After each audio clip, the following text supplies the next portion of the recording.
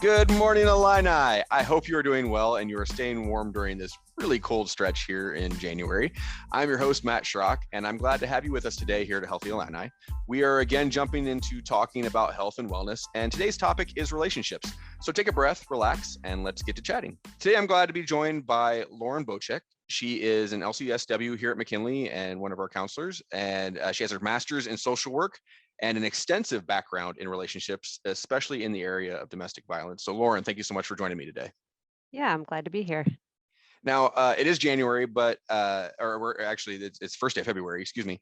As February comes for a lot of people, students included, that brings thoughts of Valentine's Day and relationships. And so I want to have a chance to chat with you about relationships and what type of characteristics can indicate a healthy or an unhealthy relationship. And I know that's a massive topic. That's a massive thing. But in preparing for this conversation, you mentioned that relationships actually exist on a spectrum. And it's not quite so, one or the other. And when we're talking about healthy or unhealthy, so let's start there. Could you explain just a little more what you mean about the spectrum and how that relates to the idea of relationships? With many aspects of our human experience, we find that rather than it being a discrete either or experience, there are traits that contribute to our relationships being healthy on one end, or at the other end of the spectrum would be abusive, and somewhere in the middle would be unhealthy. With that, because it's not easy to categorize, and because it does pertain to not just romantic relationships. We're talking February, we're talking Valentine's Day is coming up, obviously, but it's not just romantic relationships, but relationships like with friends, with coworkers, with family. It really encompasses a lot of who we are, and the way we interact and things like that. And it's not easy to categorize where it falls on that spectrum. So if it can fall along the spectrum, what are some ways that we can be introspective and look at it and try and identify how our relationships are doing? What are some of the keys to look for that do categorize between healthy, unhealthy, abusive, all these types of things? Yeah, so let's start with healthy relationships, which really require a shared responsibility by both participants. And it's characterized by trust, respect, equality, and direct or assertive communication. And in healthy relationships, we maintain the freedom to be ourselves, and regardless of what type of relationship is being pursued, even when considering cultural values and cultural differences, interpersonal human relationships are sort of the common denominator. And those traits that contribute to the health of a relationship generalize to all different types of relationships, whether we're talking about intimate relationships or we're talking about familial relationships or even friendships. You went back to, you mentioned in healthy, you talked about direct assertive communication. What does assertive mean? Because does that mean aggressive? Does that mean loud? I mean, for everybody, assertive can be based on your experience, on your background, on all sorts of factors that can carry a lot of weight in a lot of ways. So from your standpoint, from a counselor standpoint, what does assertive mean in a positive way? Yeah, so assertive is positive, and it oftentimes gets confused with aggressive communication, and we can talk a little bit about that as well. But generally speaking, assertive communication involves open, honest, mutual respect. And it means that you're speaking up for yourself and you're respecting the rights of others to do the same as well. Um, Assertive communication demonstrates self respect because you're willing to express your thoughts and your feelings. Um, and assertive communication can be verbal or nonverbal, and it can even be communicated through our tone. Verbal communication, the words that we use, express 7% of what we're communicating, whereas voice and tone communicate up to 35% of what we're communicating, and body language alone expresses 55% of what we're communicating. So things like making direct eye contact, while that might be cultural, have cultural nuances, It can be a sign of assertiveness, being engaged, body posture, being open and receptive, proximity to the other person that we're communicating with, can all contribute to assertive communication. So when you're saying is sort of what I'm hearing, and correct me if I'm wrong, is that it's not aggressive, but it's more intentional. That it's being forthcoming with what your feelings are, what you're thinking. That's the assertiveness of putting yourself into the situation, of putting yourself, your needs, your thoughts as an active participant in the communication, not necessarily in an aggressive or loud or combative way, but it's just being intentional and being purposeful in the way that you're presenting who you are. Exactly. And by owning and communicating your experience, you may communicate your thoughts or your feelings or your observation or your experience in the context of another person, which is very different than accusing or blaming another person. And that's where the respect and trust comes in, because for a lot of us, there are some people that are extremely extrovert and just, they're happy to put out whatever, they're thinking, thoughts, whatever. That's fine. There's nothing wrong with that. But for a lot of us, putting out your inner thoughts, your feelings can be very scary. And so there has to be a trust with the other person. And there has to be a respect when the other person does it as well. Because you can't, like you said, it's two people. It's not just a one side. I'm going to be assertive in my stuff. I also have to be open to letting someone else be assertive in theirs. Exactly. And that allows space for both people to have their thoughts, to have their feelings, to have their experiences. And in healthy communication, there is space for both, and there's an equality for both. It doesn't have to always be agreed upon, and ultimately, even there can be conflict in healthy relationships, and those conflicts are communicated with negotiation and compromise and an effort to understand each other, whereas in unhealthy or abusive relationships, there tends to be either an effort or um, a dynamic of control, power and control over the other person. And that I was going to ask about. We talked about a little bit of healthy. You've kind of bumped into it already. The characteristics of unhealthy relationships, and you've kind of touched, like I said, you touched on a little bit with taking control or lack of trust, that sort of thing. Is there anything else you'd want to highlight as far as characteristics of unhealthy relationships? If somebody's looking at the relationships and they see something, what's a red flag they're looking for? Sure. So coming back to communication styles, passive aggressive communication has a pretty common place in unhealthy relationships. And passive aggressive communication tends to be a form of manipulation. It might seem like someone is avoiding confrontation, but typically it's motivated by controlling either the person or the dynamic. And it's also a way of indirectly communicating one's thoughts and feelings. And just like assertive communication, there's tone involved, there's body language involved, and things like that. It's interesting to me that you said the percentages, because one of the struggles coming in a pandemic situation is that we lost a lot of the other. You weren't in a room with somebody. You weren't sitting next to them. Zoom helped a lot because we can see each other and we can hear each other. But there was a lot of communication that was done by text, by social media, and you lose a lot of that tone, and you lose all the body language in that. And so that can be really tough with trying to gauge a relationship or gauge what the other person is saying. So that's something to keep in mind in those types of interactions as well. Absolutely. In fact, being able to see each other and being able to hear each other's tone is an important part of healthy communication. So let's say there's a student who's listening, or anybody who's listening, and they're going through that mental checklist. They're checking their relationships, and they're seeing that some of the relationships that they have are either trending towards unhealthy or are clearly unhealthy. Are those relationships a lost cause? Can they pull it back to a healthy relationship? What are some of the first steps? What are some of the keys to try and get to that point where a relationship is mended and is back into a healthy area? So it's definitely not a lost cause. And like I said earlier, healthy relationships, it takes two to tango, right? So if you find that you're putting the work in and the other person in the relationship is putting the work in, it's possible to make that shift. And Communication is key. So, active listening skills, making sure that you're reflecting back to somebody what you're hearing and making sure you're understanding it correctly, clarifying what you're hearing, and communicating through I statements. So sharing, what I think or what I feel or what I've experienced, as opposed to blaming or accusatory language, which can be easy to do.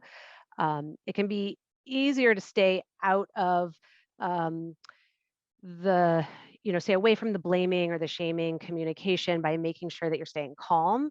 And if it's difficult to stay calm, it's okay to, pause a conversation and say, I think I want to calm down a little bit and then come back to this and, just press pause. Which is very different from saying, I'm not going to talk about this, or I can't talk about this. It's clearly communicating, I can't, this is hard for me right now. Here's when you can expect me to come back. And so that's one strategy for, shifting the communication, sharing what your expectations are and what your needs are. The other person may or may not be able to um, meet that or address that. And it's not so much about everybody agreeing or everybody, having the same, thoughts or feelings. But being able to hear, understand, and respect each other is key. And you mentioned something at the end that that the other person may not be able to give back what you're needing or what you're desiring. And we started with, if it's an unhealthy relationship, how can we build it back to a healthy? But there are some unhealthy relationships that it's better just to move on. And that's Sure. an okay thing too, because something you said prior, and when we were doing our prep before the recording, but we were just talking about setting up this podcast, you made a statement that said everyone deserves healthy relationships. And so if you're in a situation where it's not a healthy relationship, there are two options. You can move towards a healthy relationship, or you can say, you know what, this relationship isn't working, and maybe we just need to have an amicable break and go separate ways. And that's not easy either. So there will be people listening. They're like, this is hard. I'm not sure about how to do this. One of the great things about being on campus, one of the great things about this podcast being on campus, is that we have resources.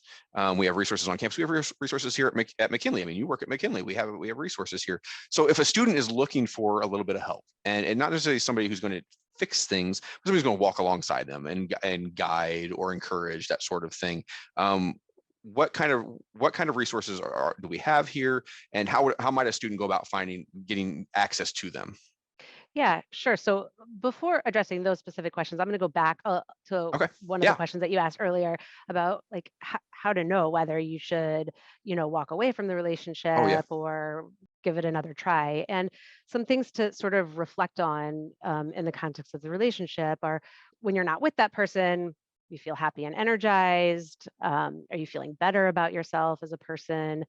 Are you feeling like an equal, or like there's an equal give and take in the context of the relationship? Do you feel like the person is happy with who you are, and enjoys spending time, and is okay being apart from you?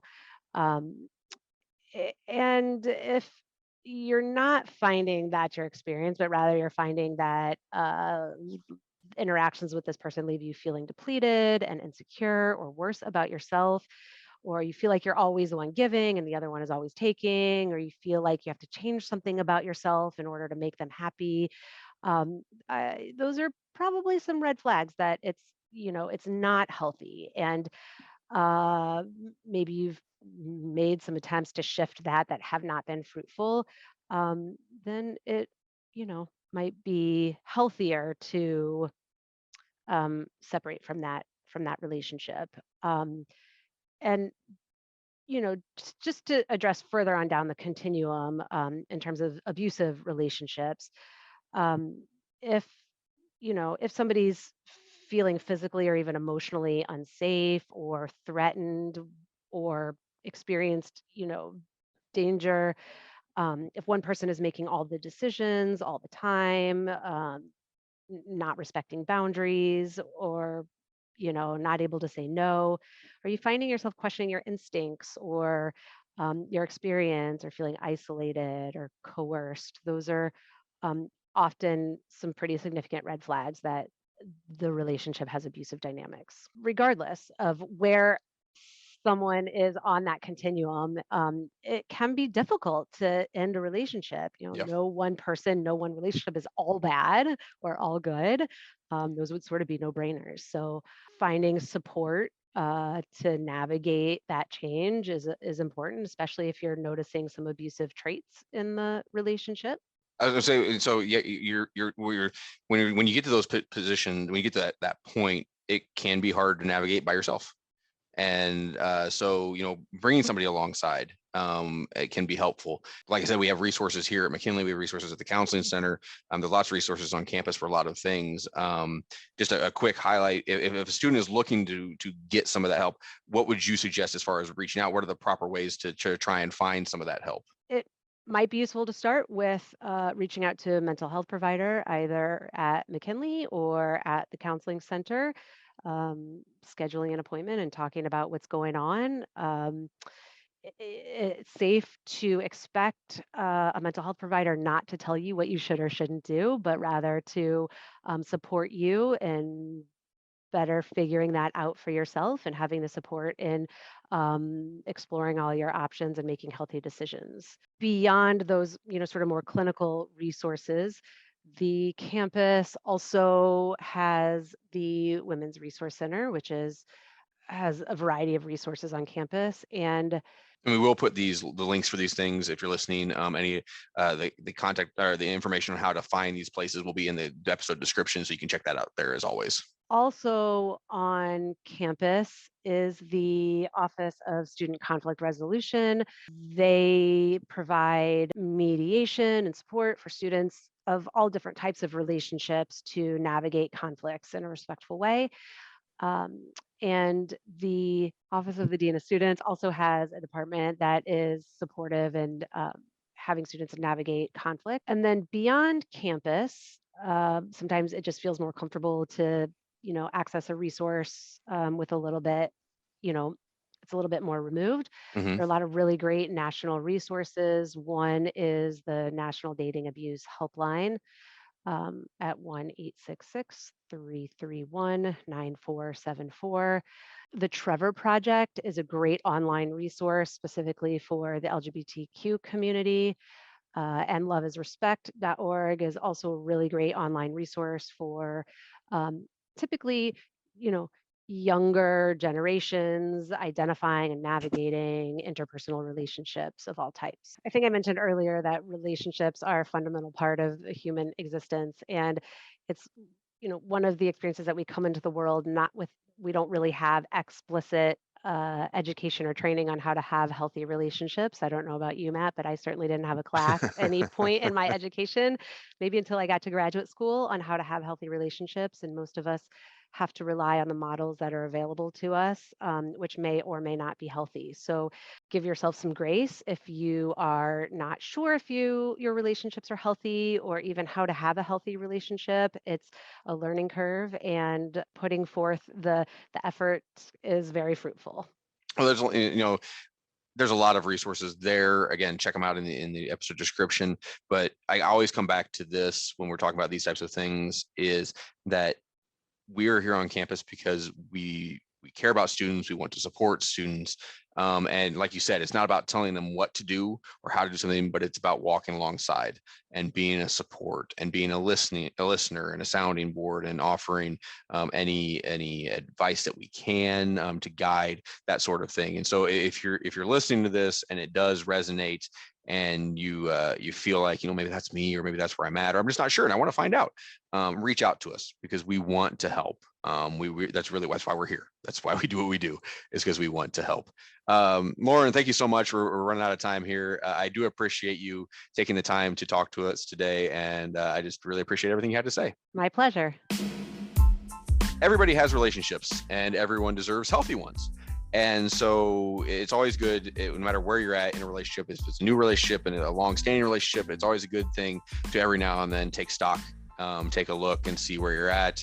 Just kind of do like I said, mental checklist to see how things are going, how they're progressing, because relationships evolve as well. And we all change, and so do our relationships. And so if you have questions, if you have concerns, or you just want to know more, reach out to us, reach out to the resources we have listed, reach out to us here at Healthy Illini. We want to help you. We want to be a part of your journey, and we want to help you move forward into whatever you're stepping into next. So thank you for joining us today. You are on a personal journey, no matter where you are in it. You are important and you matter. Your health and wellness are important and matter, and we are here to keep you well to excel. So go have a great week, Illini. Let us know how you're doing, and we'll catch you next time on Healthy Illini.